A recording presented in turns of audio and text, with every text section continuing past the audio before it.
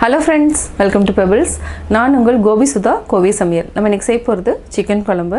இது வந்து என்ன சாதத்துக்கும் சப்பாத்திக்கும் ஒரு நல்ல காம்பினேஷன்.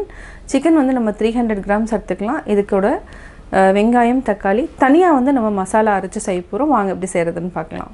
ஃபஸ்ட்டு நம்ம சிக்கன் மசாலாவுக்கு ரெடி பண்ணிக்கலாம். ஒரு பிரிஞ்சி இலை, ஒரு ஏலக்காய், ஸ்டார் முக்கு, அதாவது ரொம்ப வந்து சாப்பிட்றப்போ அதிகமாக தெரியும், அதனால் ஒரு நட்சத்திர முக்கு எடுக்க வேண்டாம். இந்த மாதிரி 3 லீஃப் மாதிரி எடுத்துக்கலாம்.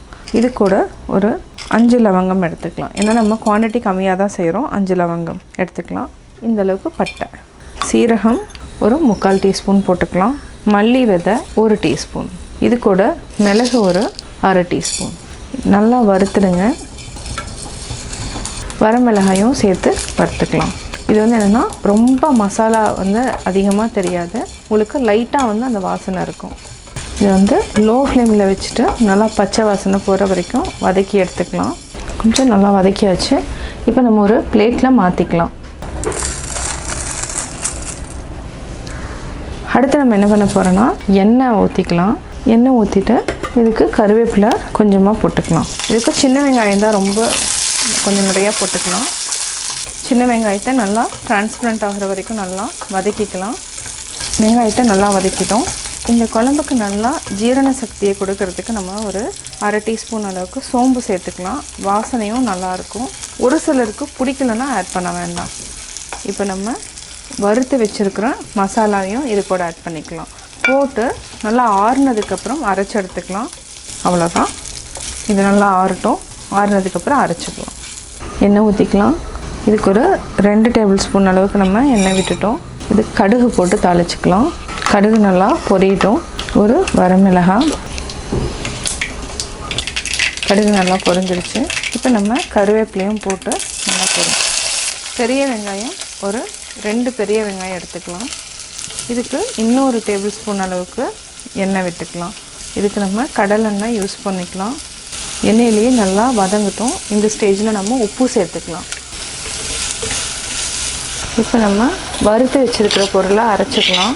நம்ம சின்ன வெங்காயத்துக்கு கூட ஒரு 3 டேபிள் ஸ்பூன் தேங்காயும் சேர்த்து அரைச்சிக்கலாம். இது வந்து என்னென்னா வதக்கணுன்ட்டு இல்லை, வெங்காயத்தை நல்லா வதக்கிட்டோம். இப்போ நம்ம தக்காளி சேர்த்துக்கலாம். ஒரே ஒரு தக்காளி இருந்தாலே போதும்.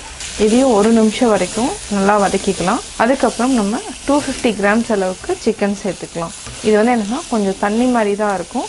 சிக்கன் குவான்டிட்டி கொஞ்சம் கம்மியாக இருக்கும்.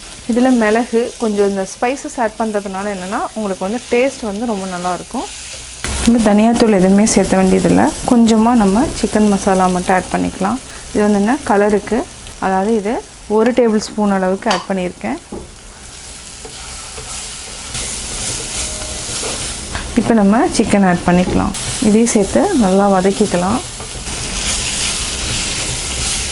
தண்ணி ஊற்றி மூடி வச்சுக்கலாம். கொஞ்சம் நேரம் நல்லா சிக்கன் வேகட்டும். இதுக்கு நம்ம கொஞ்சமாக காஷ்மீரி மிளகாத்தூள் ஆட் பண்ணிக்கலாம். காரம் எதுவுமே இருக்காது. நல்லா மிக்ஸ் பண்ணி விட்டுட்டு ஒரு 2 நிமிஷம் நல்லா கொதிக்கட்டும். சிக்கன் நல்லா வெந்துருச்சு.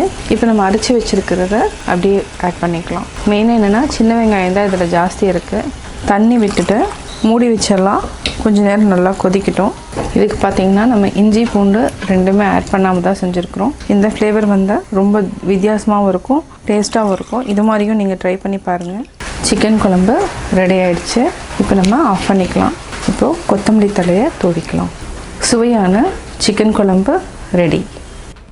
சிக்கன் குழம்பு எப்படி செஞ்சேங்கிறது பார்த்தீங்க. நீங்களும் வீட்டில் ட்ரை பண்ணி பாருங்கள். பார்த்துட்டு உங்களுடைய கமெண்ட்ஸ் எனக்கு சொல்லுங்கள். லைக் பண்ணுங்கள், ஷேர் பண்ணுங்கள், மறக்காமல் சப்ஸ்கிரைப் பண்ணுங்கள். பக்கத்தில் இருக்கிற பெல் ஐக்கானை கிளிக் பண்ணிங்கன்னா நாங்கள் அப்லோட் பண்ணுற வீடியோவை நீங்கள் உடனுக்குடன் தெரிந்து கொள்ளலாம். என்னோடய குக்கிங் வீடியோ முடிஞ்சதுக்கப்புறம் பார்த்தீங்கன்னா ஒரு திருக்குறள் வந்து நீங்கள் பார்க்கலாம். உங்கள் குழந்தைகளுக்கு நீங்கள் சொல்லித்தரலாம்.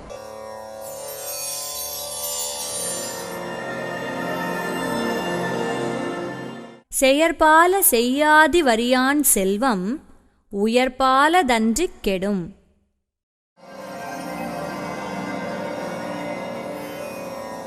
விளக்கம். பொருளை பெற்றபோது அதனால் செய்ய வேண்டியவற்றை செய்யாமல் தவறியவனுடைய செல்வம் உய்யும் தன்மையில்லாமல் அழியும்.